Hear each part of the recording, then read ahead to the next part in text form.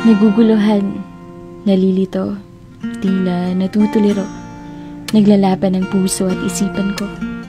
Ipagpapatuloy pa ba? O hihinto na? Ipaglalaban ko pa ba? O isusuko na? Kakapit pa ba? O bibitaw na? Nasa pagitan ako ng katotohanang mahal pa kita at hindi ko maitatangging ako ay nasasaktan na. Tama pa ba kaya to? Ano ang pipiliin ko? Ang sabi ng iba, itigil ko na lang.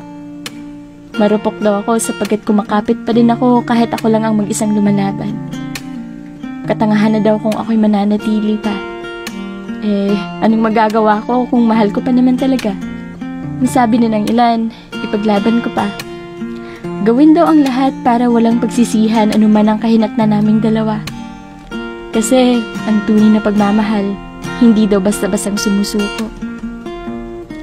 Paano naman kung sa laban na to, nawala naman ang sarili ko?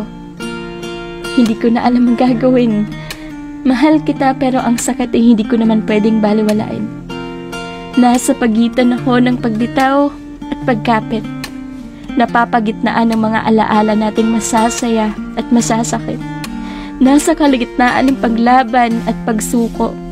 Nalilito kung ano ang masusunod. Ang isipan ba o ang puso?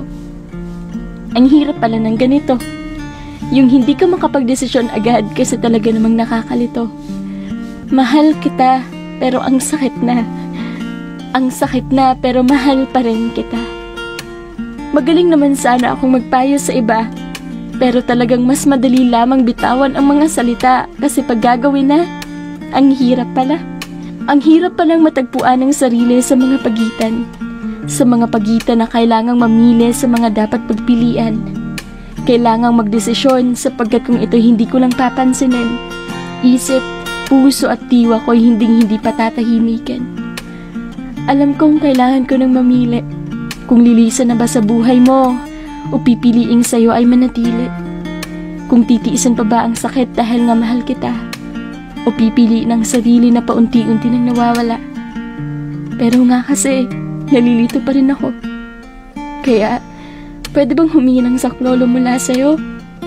Pwede bang hilahin mo ako mula sa mga pagitang kinasasadlakan ko? Pwede bang patunayan mo na hindi ako nagkamali sa pagpili sa'yo? Pwede bang hatakin mo ako pabalik sa'yo at hindi na hahayaang makadama pa ng ganito? Kasi ang sakit sobrang sakit yung parang wala ka lang pake. Kaya sana bago pa mabuo ang desisyon ko, hawakan mo sana ang mga kamay ko. Tulungan mo sana akong malinaw na makapili.